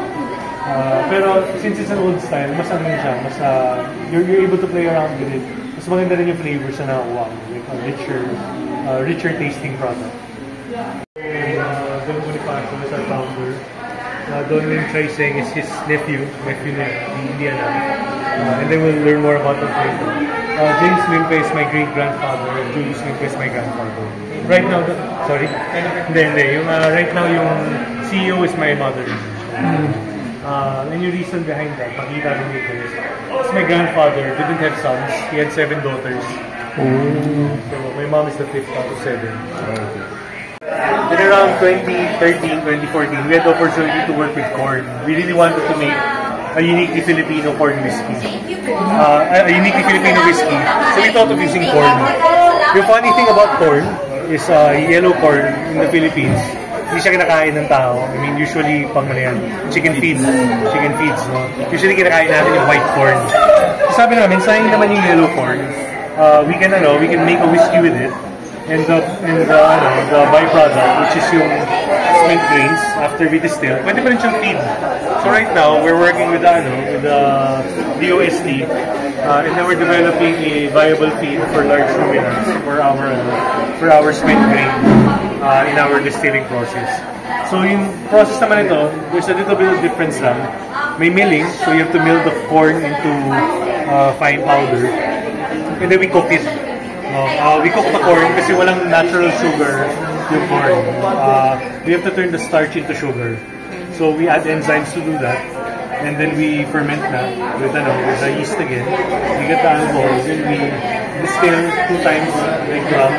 And then we're able to get what we call our corn whiskey. Corn whiskey. This is the plant again, different leaves.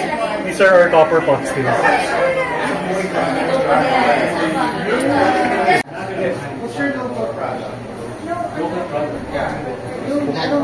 So risky. Like kami ngayon yung mga sacrifice. So, White horse. short of naming it with Bob, parang binanap ko ng way. In terms of pop culture, back then kasi we had this brand called White Castle. I mean, till now we had it. Tapos yung strength niya was during the 1960s, 70s. Wala kami. Wala yung mga mas bago. Wala si Gemma dyan? Wala pa. But yun, parang during the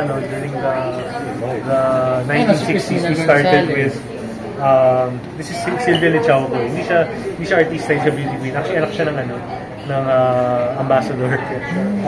So, ano siya, parang more like let's say parang siyang influencer pag in modern terms. So, she was the first na model. Hindi nga siya sumakay ng kabayo. I think first time sumakay ng kabayo si Evangeline Pascual. Pagkapanalo niya, 1974. So, parang since then, kumukuha na kami ng more beauty queens and mga artista every year. Naging iconic na yun. So actually, the reason why we have White Castle was my grandfather. He's really more of a marketing now. So marami siya mga ideas sa ganyan. The story namin is actually na panaginipan niya na may girl na kanetini, nakasay ng white horse. Tapos may White Castle sa background. Sabi niya, gagawa akong brand White Castle. Ito yung image niya na pinaginipan. Kasi back then, we already had other whiskeys. We had 3 feathers, 4 feathers. Pero he was adamant that he wanted to have his own brand again. So since then, hanggang ngayon, nagagamit pa namin. Ngayon, medyo iba na yung atake. Hindi na limited to Red Bikini and White Horse. Namin si Ninong Rai, si Sasha Girl. Mga ano lang, parang more fun. Si Sasha Girl? Really? Nag-trending yun? Yes. Tapos meron din kami, si Sasha Girl. We got si Kench. Hindi ko pa fan rin. But she's a tattooed model. Tattoo model siya. Yan. So we have, Maria Isabel Lopez, Cristina Gonzalez, si Carmi Martin. Lyden Mercado. Yun yung mga namin.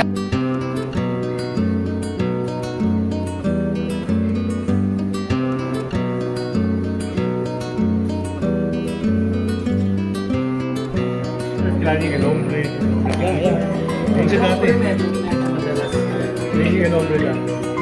Ngayon, nito na siya.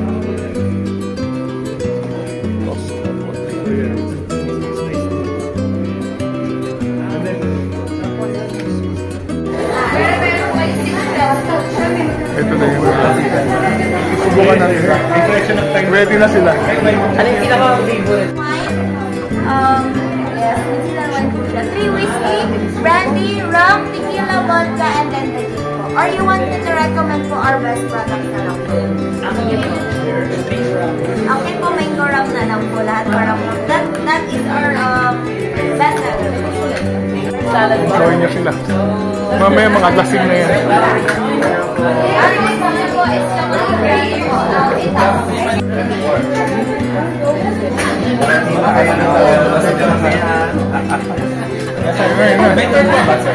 Ito yung mga ano ng pare. Maria Clara Santo. Nasi namin ito ang mga tita ko. So yung mga tita yan. Wala daw kasi.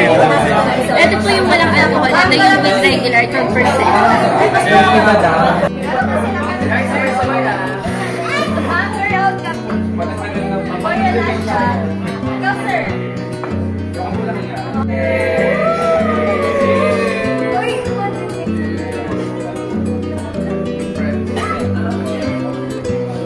On the way to our hotel, medyo inulan na tayo. Second muna tayo. I'm not sure kung we still have time to go to Esplanade. Ayan yung National Museum. Dito tayo sa National Museum. Dito tayo na. Ayan, National Museum. Akala tayo si Bongbong. Dito siya dumadaan. Papuntang Malacanang. Pasok na tayo ng Prince Hotel. Dito tayo mag-check-in. Maganda pala niya. Ang laki pala niya, no? Sa baba mo, kala mo maliit, pero pagpasok mo sa loob, malaki siya. Dito tayo mag-overnight. Maganda yung mga rooms yan. Napaka-comfortable. Para relax tayo. Talagang sa Manila talaga tayo mag-stay. We just arrived at Prince Hotel. We're staying here for the night. Ito lang siya sa may tapat ng Adamson. Okay, pahinga muna tayo habang inaayos ang ating room assignments. So she made everything possible. So, ano naman. May kami lang po. They are very accommodating. They believe na when they saw your publication, your content, they're very happy to come here. Meron pang pabibingka. Room check. Ang ganda naman ang kwarto natin dito sa Prince Hotel. Very nice. Nice. Dito tayo mag-stay overnight. Thank you, Prince Hotel, ha. Ito naman ang kama, napakalaki. And then, ano pa yung view natin dito? View of Manila. Itim-ulan. Okay. Enjoy. Next destination natin, Esplanade. Akin na tayo dito sa overpass. Pagbaba natin, ano na yung post office, tas Esplanade na yan.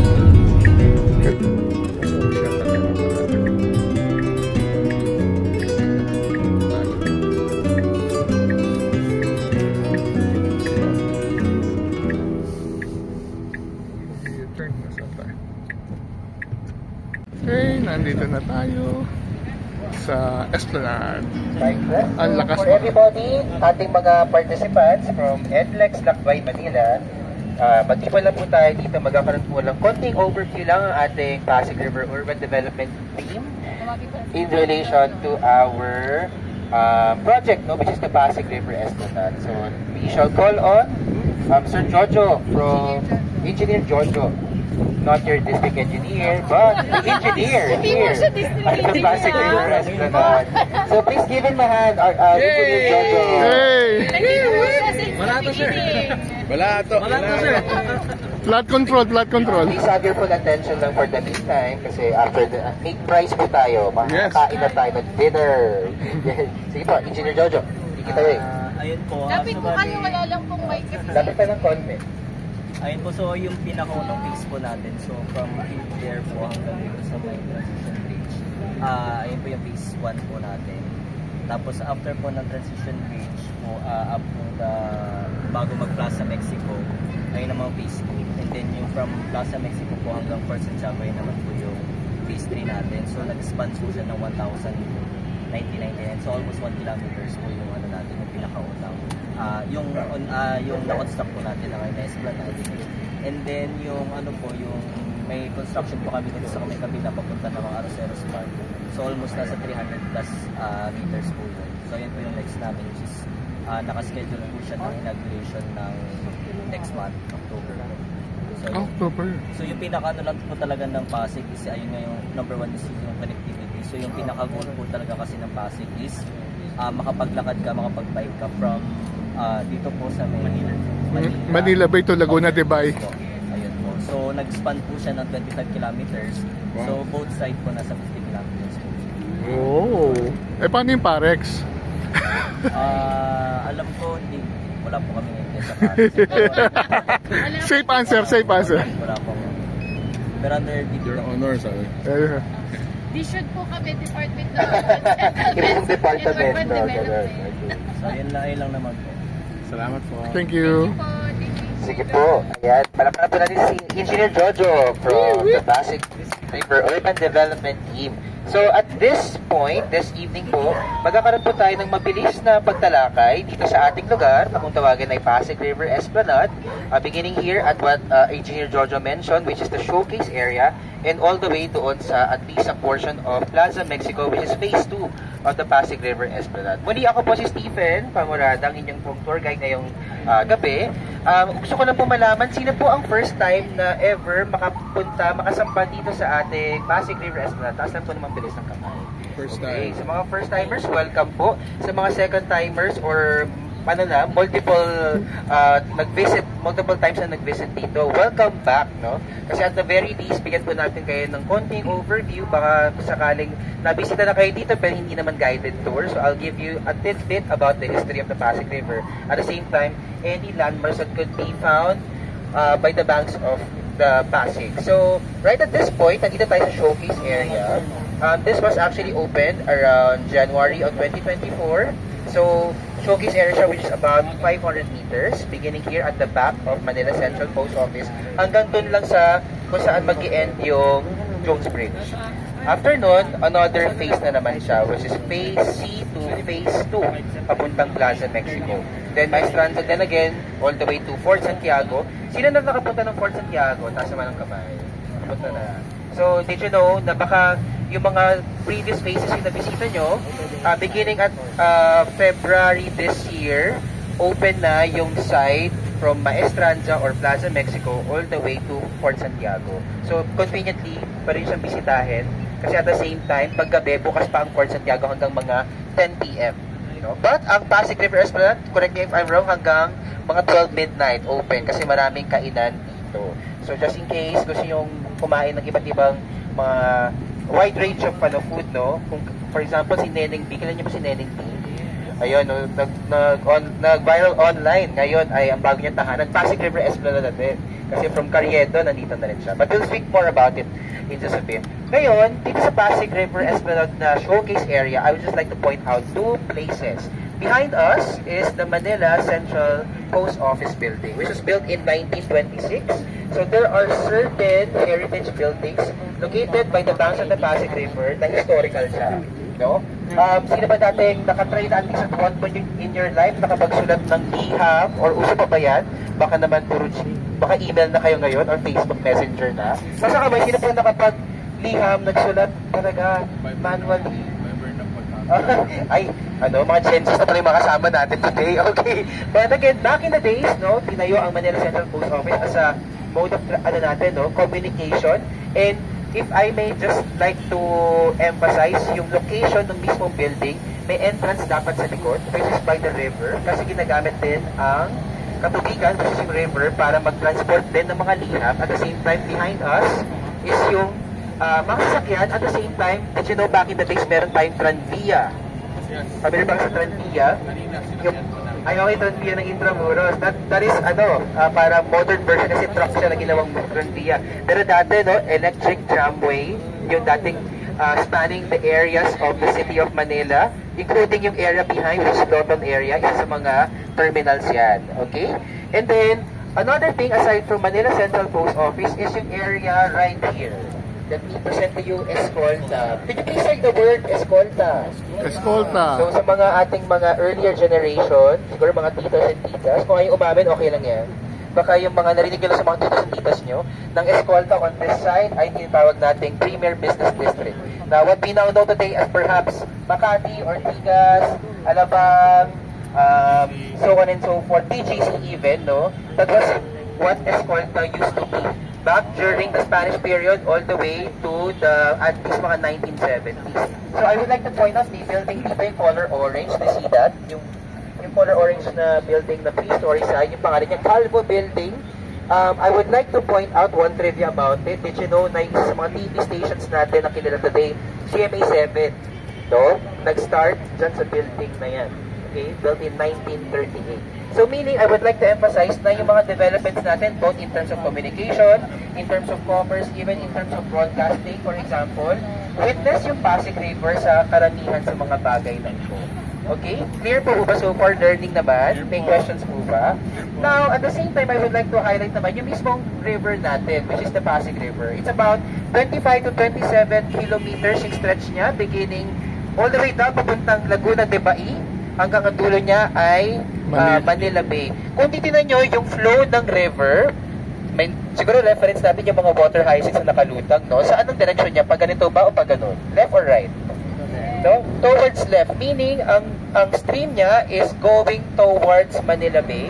So, when you go towards this side, it's downstream, meaning you're going against going upstream rather, going against the current of the Pasig River. So again, nagsisimula ang pinaka-source of water at Laguna de Bai, tapos ang dulo niya is Manila Bay. So, fresh water, as you can see, yung Manila Bay ay source natin, isa sa mga pinakamalaking source of fresh water produces natin sa Pilipinas. So, kaya ang tanong, ang Pasig River po ba patay na o buhay pa, biologically?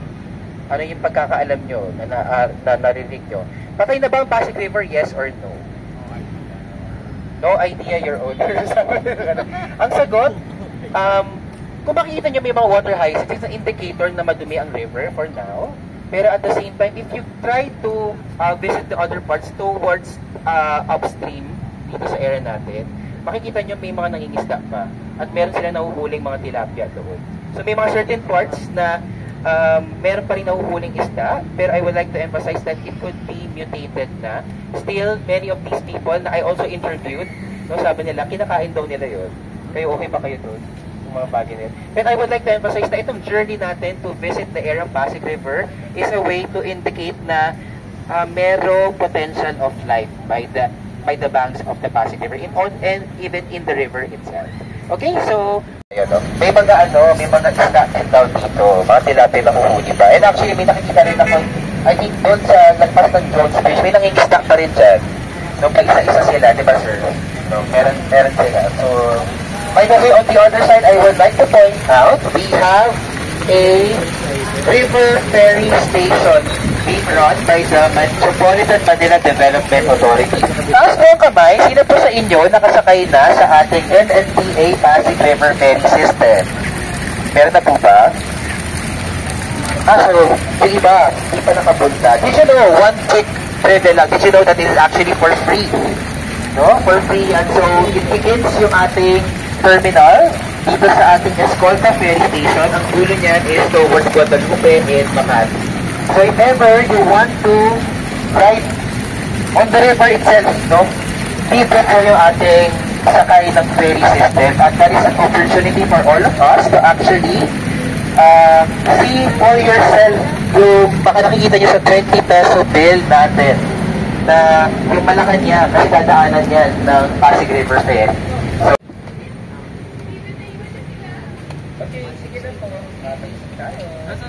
Nakita days na wala pa yung ating astronaut. Dati mismong ilalim ko, if you will take a look at the frames of the bridge itself, may mga nakatira dyan. No? May mga nakatira literally sa ilalim niyan. Kung mga time no early, dun sa first term ni Mayor Isko Moreno, may mga nakatira talaga. No? So, pero siguro isa sa mga development in relation to also the coming up of the Pasig Astronaut na wala din siya.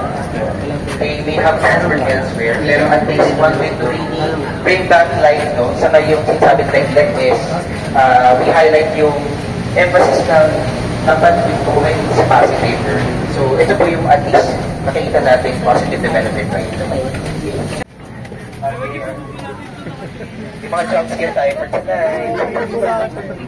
To put forward siguro different narrative about it. Yung structure natin was only built around late 1940s, pero yung original na Jones Bridge was built around 1921. Only that, it was destroyed during World War II. So yung talagang style ng Jones Bridge, mas neoclassical yung look, including yung mga piers, meaning yung mga poste ng Jones Bridge. Dati may mga mermaids at may mga dolphins in mga turtles yung design noon back during the pre-war na actual design niya. Pero dahil nasira ng war, wala na po yun ngayon. O, kung basahin natin kung ano yung nakalagay na signage. The First National City Bank of New York, and yung katabi niya is the El Hogar Filipino Building. Yan ang mga buildings. So, yung next na building on that side, that's El Hogar Filipino Building. It's a housing loan na firm back then. Tapos doon in 1914, yung katabi naman niya, ito may First National City Bank of New York na building that was built in 1922. I would just like to point out, basically, itong dalawang nakikita natin buildings sa na parang kapal sila ay mga centuries old na mga buildings today. Some of them are not yet in their best shape. May planong gibain in the past, pero merong konting encouragement ng ating mga heritage preservation sa sana isipin tumabel sa to dahil pangagi ng ating history.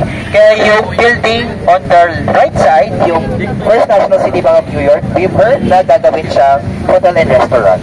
So, hopefully, yung mga ganong classic developments ay may kinalaman din dun sa overall, kumbaga, na development ng ating mga areas by the bank of the Pasig River.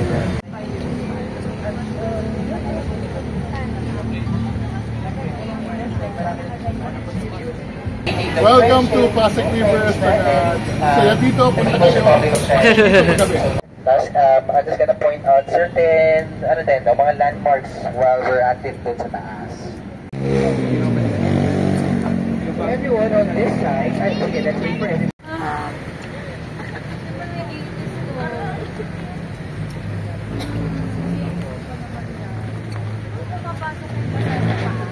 Uy, masarap yung dumaan ah.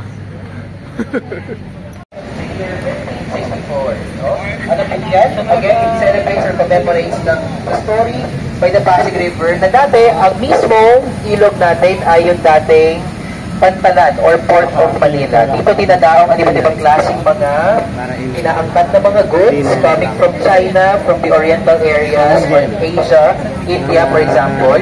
Think about spices, for example, even ceramics, and even mga porcelain coming from those areas will be traded here, even for spices, and then those will be brought all the way to the other side of the globe, which is towards the Americas, no? Particularly sa Mexico, which is sa Acapulco, that's why coming together, nagkaroon tayo ng isang malawakang global maritime trade na tinatawag na Manila, Acapulco, Galleon Trade. Sino nakarinig na doon? Or parang medyo konting refresher na naman patungkol sa ating kasaysayan. So ito po ay kino-commemorate ang kwentong ito, yung Manila, Acapulco, Galleon Trade. Did you know na itong monumento na to, may kakambal yan? Ito yung Maynila na version, meron ding Acapulco na version, same look. Okay? So again, it commemorates yung friendship natin between Manila and Acapulco or Philippines and Mexico on that note. Yung may nakaupo na monumento, that is actually monument of one of the presidents of Mexico. So, celebrating din yung time na inayo itong monumento na to. So, yung time ni Diosdado Macapagal, yung ating presidente nakaupo saan. So, itong area na to, I would just like to emphasize, no, yung buhay by the Pasig River is also related to trading in relation to yung pagyaman natin bilang isang luksod and in extension ng ating bansa today. So, isa sa mga monumento, isa sa mga buildings rather na may patungkol doon, yung ating nire-renovate na building right behind the Manila Acapulco Monument, itinatawag nating aduana or yung customs house. So, ang aim doon is by the area of Intramuros, which is once the capital city natin, ang ina-encourage yung mga taong bayan na mag-stay na lang dito sa area ng Intramuros kaysa na lumabas pa.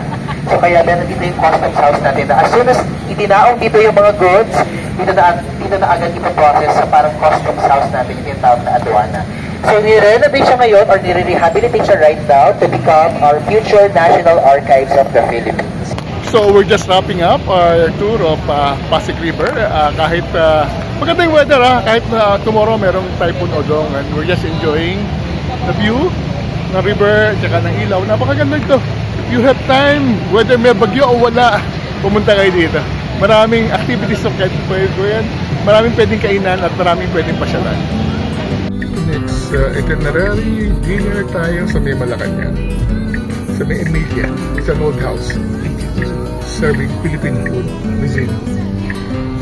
Turning right to Malacanang.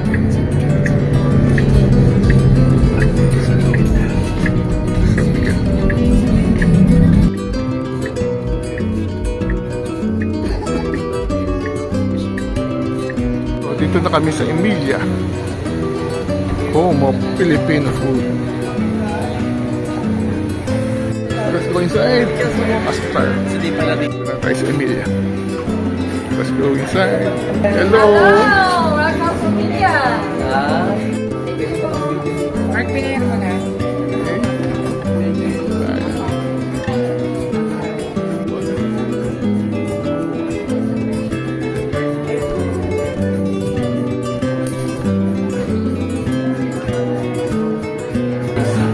Welcome to Emilia.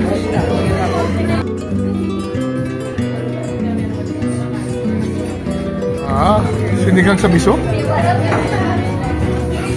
Bukas. Amoy na amoy pala. Gusto ko na siya. Caldereta. Mga ano pala siya, yung Filipino cuisine. May mini donut pa.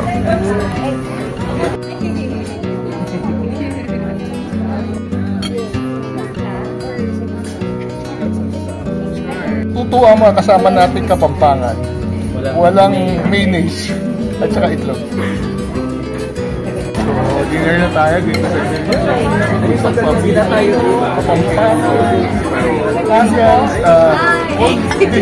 Chinese influences na lahat ng nagsettle dito sa Manila. So this is representative this dito sa Manila. And then last, sama. To hide. Wow. Ano to? Dito papasok? Yes po. Okay. Nice. Uy. Papasok tayo sa closet. Seryoso, ah? Uy.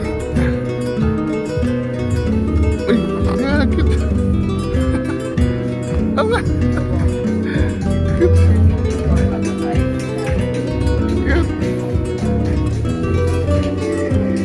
Like to hide.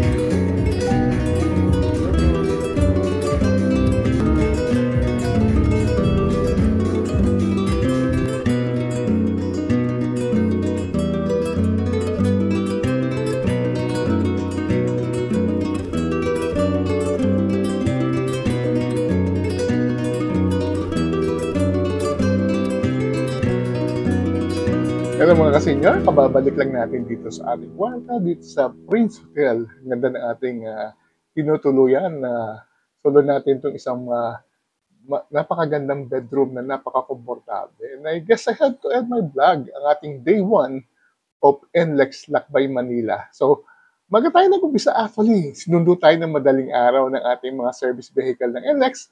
At mula sa Cavite, pumunta tayo ng NLEX, North Luzon Expressway, using a combination of Cavitex, NAIAX, Skyway, and then finally, sa may NLEX. Doon tayo nakita-kita sa Dine and Drive sa may Valenzuela, sa may Kenny Rogers, kung saan nag-umpisa yung briefing about this particular event.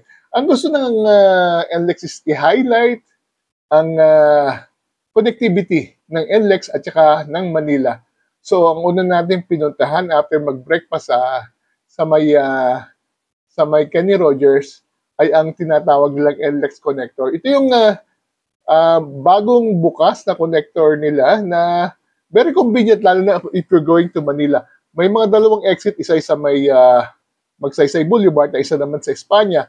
So, kung pupunta kayo sa University Belt, better use the Espanya. At kung kayo naman pupunta sa portion ng Intramuros, City Hall, better use the Magsaysay exit. Yun ang ginawa natin. So, after finishing the briefing ng